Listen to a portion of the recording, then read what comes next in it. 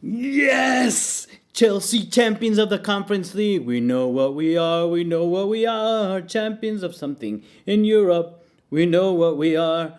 For a young team who wins 4-1. In the end, very decisively. It wasn't that easy as it seems by the scoreline. But Chelsea, we did it. Chelsea completes football. Has won every title available for a club in Chelsea's position. And we hope this is the birth of something new. The youngest team in the Premier League history, which now made Champions League and now put the baby European title in the cases back to Stamford Bridge, and hopefully soon others to come. Welcome back to FFB, amigos. And today we're happy. Today is a good one. To all you Chelsea fans that were like, I don't care about the Conference League. What is wrong with you? What is wrong with you? Winning matters. When you're playing darts with your friends at the pub, when you're playing Mario Kart, winning matters. If you're an elite footballer, if you're a Chelsea true fan, if you're a Chelsea player, winning is all that matters. It's your reason to exist. It's what we do. It's what football's about. Look at the poor Betis players at the end. Destroyed. Of course, it could have meant, or you guys think it meant for more to them because they're Betis and we're Chelsea. But remember, we got young players. We got Dewsbury Hall and very young players on our team that have never won anything at European level either. This is new to them. This is amazing. Even as amazing as Cole Palmer is, yes, they might one day be playing Champions League and even win it. But, Cole Palmer was, warming up a bench not too long ago in City without being able to get minutes. And we were low in the league and not even had Champions League very recently. So this is all growing and coming. And it's a beauty. Look at the sadness again of all the Betis players. Look at the happiness in our players. The happiness, the joy. Moises Caicedo, blonde, with a mask, masquerading. What an amazing player. How tough. What a badass. What a goal at the end. What a beauty. What a beauty. How important it is to win. How important it is to go to Stamford Bridge and now be able to see all the cups that exist in Europe lined up that Chelsea has won. It tells the story of a team that even is great and grand and a winner on their way down, coming back up. When you went down to the worst parts of the league where, well, not as far as Tottenham and where Manchester United are living, but you managed to go there and you won your way back up titles. Like when Mourinho gave us the UEFA Europa League title. You're in it, you win it. End of story. And we should be very proud and very happy. And I'm very happy for all those young players at Chelsea today. Congratulations. Be very happy. You saw how they celebrated, how proud they are. Wonderful. And after getting Champions League, that was great. However, that was a little terrifying for a little bit. Let's talk about it. Let's get into the game. Let me pull up my notes here. So, when the lineup came up, I was a little disappointed, to be honest with you. I don't know why Gusto was lined up instead of James in a final. And I think we saw the difference when he came in. And certainly I don't understand because his strength is not to play inverted, not defensively. And I think we saw some of that pain. That was one of the main ones. And I think in one of the center backs we could have altered. It wasn't terrible, but I think that was one of the main changes that we suffered. In the 9th minute, we start pretty poorly. Betis scores. Poor defending that we've seen Chelsea a little bit. They're up 1-0. And we're in pain in the first few minutes, if you ask me. All my notes are like Betis. Bartra has a good shot, and Jorgensen gives us a good save, which he had a little bit of a blunder on one. But he was pretty decent, if you ask me. In the 20th minute, we are forgiven. We are forgiven. Betis really, really should have been 2-0. Gusto, my note there is Gusto and Cucurella were struggling, especially Gusto was getting cooked. And I think the way we look at him being cooked is a little bit incorrect. I think the problem is a little bit in the setup because he's an out and out, up and down the wing right back.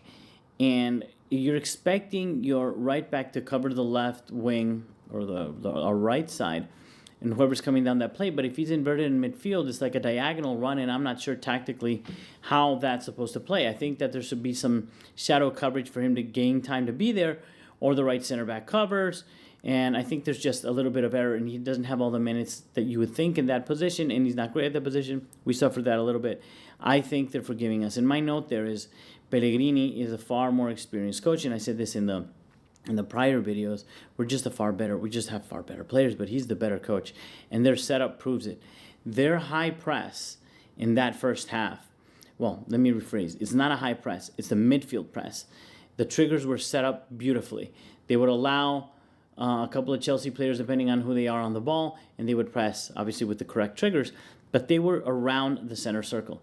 If you see, they would encapsulate our inverted right back, in this case Gusto, and he had nowhere to play, because we have this tendency where Fernandez becomes another 10 and Cole Palmer's another 10, and there's kind of a gap there where Caicedo is sort of called in, but when we're playing offensive, he's a little bit higher too, and there's just a little bit of a gap. And there's nowhere to play through.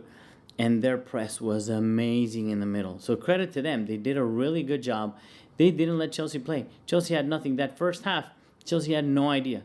Like I said, the Betis were pressing a lot better. They were forcing us wide. And wide, we play this little round and round and side to side. And that's when you're called in to have Madueke, for example, come in. And when they're doing that to you and you're playing wide, play through. He was unable to play through. I didn't like where and how he was playing, but he was there. So there's nothing much to say about the first half, except that I was incredibly disappointed. I was incredibly worried. I was sad. And in my mind, my note right there was, I even wrote it down. I said, if the only way out of this game is if, Palmer, Caicedo, or somebody pulls something off to bring us 1-1 in the game, and Pellegrini goes for the game, which kind of surprised me. And it kind of played out that way. I think he should have been far more conservative than he was. He had a little bit of changes he had one change at halftime, and then did a couple more changes. I think he did them at the wrong time, and that favored us definitely. And finally, we have Reece James coming in for Gusto, which that worked really well. But up into the 60th minute, that's when I made the note that I just mentioned to you guys. At the 60th minute is when I said it feels like a slump. It's reminding me of this, of the time that we were in the slump after December, like these games that are like, oh God, we're never gonna score. Unless now that James came on the field, I'm like, James, you need to smack a couple in, balls in, maybe one. And actually had a great shot that was sent out to a corner. He was already a threat. Very, very, very important him on the field. And it's not more than 5 minutes later, boom, Enzo scores. Why? Palmer magic. Palmer does the business. Two things have to happen. They loosened the press a little bit, and Palmer dropped into that cage that was created into the middle. He had to play through it. And that's what the game was calling for. So I don't know if that was a tactical decision or Palmer was able to actually read the game, or the fact that James is already inverted there allows him to do that and cover that half space that he likes. And he turns around in the half space, curls a little bit of a cross in. I don't even think you can call that a cross. It's more of a pass to Enzo Fernandez, who has learned to come in late into the box. And we've seen him score a header, being a pretty short dude like me. Nothing wrong with a short king. Nothing wrong with a short king, ladies. And absolutely, we get that goal. Now, game on. I'm thinking game on. At this point, I want to put out all the bad stuff, by the way. Enzo's kind of lost. Palmer's really trying, but he's lost. Madueke is being ineffective. Cucurella was not doing great, and Gusto was being cooked. These changes come in. The rest were kind of decent. Oh, and Jackson? Jackson who? Jackson was gone. He was non-existent. He was ineffective. I wouldn't even say he was pinning down the center backs really well. And as always, it's terrifying to see, if we look for a cross, he's not going to be there. That's really disappointing. So even the crosses weren't even coming in. And to be honest, we didn't do really well until that point in the game. And then our quality came through. The unfairness of football. It could be cruel sometimes. The reality is we have better players, man. We have better players. We have rising stars in the team. And it started to show. It always shows with Caicedo, who has brutal Caicedo. Te amo, papa. Love you, buddy. Man, best player Chelsea this season. One of the best players in Europe. I heard he wasn't in the team of the season for the Premier League. That's stupid. Like, I'm sorry. I don't know who was there, if it was Bruno Guimaraes or who is like the DM. It's insane. He's probably the best DM in the world, or box-to-box midfielder this season. Absolutely. I think he would start in every god-dong team in the world. In any case, those were kind of the struggles, but then it starts shining through. Right, first Palmer with that play into Enzo, And then Palmer again, some magic into dude, he totally skins his marker in the box, which is that beauty that we haven't seen in a while. And he manages to put a cross in. And look, credit to him. The ball went into the goal. I don't know if he scored with his elbow. Well, not his elbow, but his shoulder, his neck, his tongue, his ear. All I know, it wasn't a header. It was an awkward there from Jackson. But the ball went in. It was more like Palmer used Jackson's neck to score a goal, right? Like he bounced it off of him because he wasn't very aware present. He wasn't able to put, but it doesn't matter. That changed things. And I think Betis lost it from there. And there were like 20 minutes to go, balls to the wall, all out. And suddenly Madueke was in space. Like we'd pick up the ball in midfield and we're actually in space. As a matter of fact, in the 77th minute, and this describes the problem that Chelsea fans that we have with Jackson. Duderinos, Dudettes, brothers, sisters, amigos. We have Sancho, who comes into the field, by the way, which was important. He came into the game, and he does an amazing counter and plays in Jackson, who does this run. I don't know if you guys saw it. And then he's one-on-one. He's like one touch for me, one-on-one with the keeper, or being able to just give it back to poor Sancho that just ran 100-meter flat in 3 seconds and just give him a tap in with no goalie in sight. And that kind of happens at me, that I'm like fat, overweight, and if I'm flying down the field, I'll have a heavy touch on my third touch approaching the box. That's just really disappointing for Jackson. It doesn't look like he slips or anything, and he gives that away. That would have killed it right then and there. Fortunately, that doesn't become a story. Jackson comes off, and Dewsbury Hall comes in, which I thought was cruel AF not to play him from the beginning.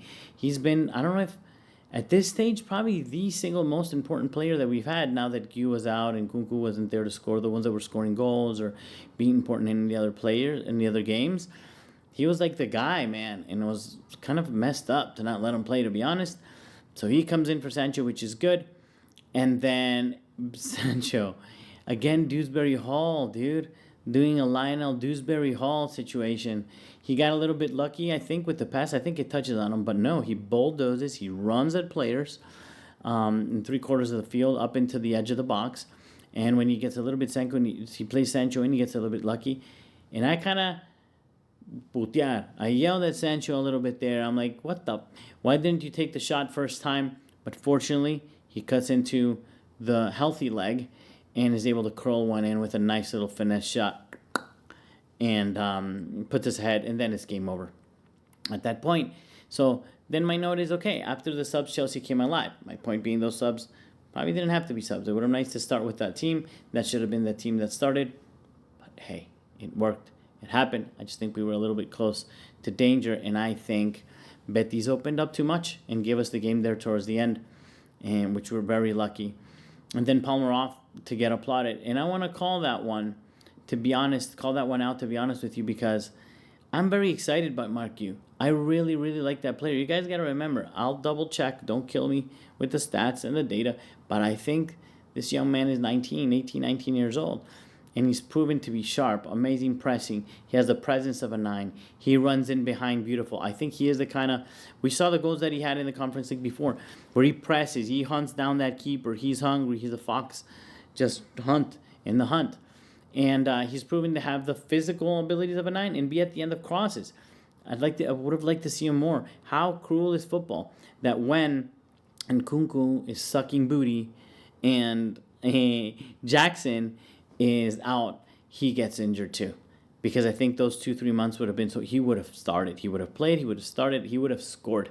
I don't know how much or how well, but that would have been very powerful for him. And now, hopefully, if Chelsea does do the business over the summer, we're probably going to have 1, if not 2, strikers coming in. Separate video on that stuff. I know it's crazy what they're talking about. Who the hell knows? And the Laps and Osimhen, whatever, and Ekitiki. That means that even Jackson might leave. I don't know. I don't like giving you guys all that trash until things are a little bit more clear. But I'll make a video for you, and I will get into it.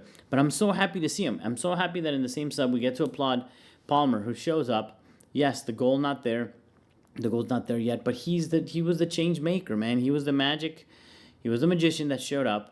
and in 2 plays turned the match around in the space of 6-7 minutes. And that's all it takes, baby. And that's what happened. And that was the difference between Betis and us, that Cole Palmer plays for us. That's it. That's it. And then on, it was just them against the clock opened up, and we ended up killing them because we have massive speed with our young players. And ironically, it's Dewsbury Hall who exploits those gaps when they stretched out their midfield. And then the cherry on top, the man of my dreams, Moises Caicedo. Papucho, I love you, brother. I'm so proud of you. All of Ecuador, all of Latin America is really proud of you. Latin America proud of Enzo as well. But certainly Caicedo, such a humble, amazing player. And now, are you getting us used to smashing some goals from outside the box? I'm excited to see that again. I saw you do it when you were younger. Play a couple of 1-2s into the box and score, and also hit some from outside the box. You keep it up, amigo. You keep it up, hermano. We love it. And I think you're the first Ecuadorian to score in a European final, if I'm not mistaken, and just put the nail in the coffin and bring the tears to Real Betis and make sure that we pick up and that you fly very proud the Ecuadorian flag in a European final. So thank you so much. So please, to everyone else, I will do a little update. We got the World Cup coming and the transfers and all this stuff. And like I said, little hint, I'm working on some really cool videos. I'm visiting some stadiums here in Argentina, talking to some people. We might have something pretty cool coming up. And hopefully it ties into the World Cup that we're going to play as well. Those you haters out there, I wouldn't even want to, I'm going to call you losers. Sorry, losers that didn't care about winning the Conference League. What's wrong with you again? And number 2, do you not care about winning the World Cup? I care.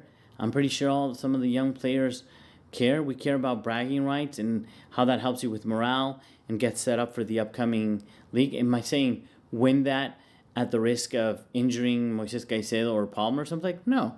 But certainly we care about winning. And I'm telling you right now, Boca and River are there, and they really care. And they're talking, these European teams, they don't give a crap about winning, which is kind of true, sadly. And they're going to win. And this is the first time that this is a complete event. You don't know if this turns into something in time that becomes really prestigious. We don't know. So might as well try to take that cup with us. Let's bring that one home too if we can. It's going to be super fun. It's going to be in the summer. And I hope to follow along and make videos for you guys for that. In any case, super happy. Thank you, Chelsea, so much. Again, please subscribe. And to all you Chelsea players, I cannot be any more grateful. Thank you for Champions League. Thank you. My life is so much better. I decided to become a creator this year. And I don't have to watch Noah's Ark and Legia Warsaw and Serviette and I don't know, and Babushka Soccer League. I don't have to see you or not. We're back in the Champions League. We're back into the top spots of the Premier League. Some self-respect is back. We're bringing home some silverware. I don't know if Chelsea's back to being a title winning, but we're back in the sense that we're out of the crappy dump that we were in. We can now attract players again, bring back some world-class strikers, hopefully, and a goalkeeper, and we've got a little bit of a title run, or ensure that we're in top 4 and fighting decent shape this coming year. So thank you, Chelsea. Thank you, players. Thank you, fans, and thank you to my subscribers. 9,000 subscribers now. This is crazy. I didn't imagine it in my first year. So I'm so excited that I get to do predictions like the other channels and maybe watch-alongs next year early. I'd really love it if you guys could join me in a watch-along. But also I can do my predictions, and you guys can tell me how stupid I am a year later about my predictions that I'm going to make over the summer. I do want to wait until some transfers happen, but I think that'll be a lot of fun. So thank you so much for subscribing, for joining, for being part of this. And as always, come on, you Blues.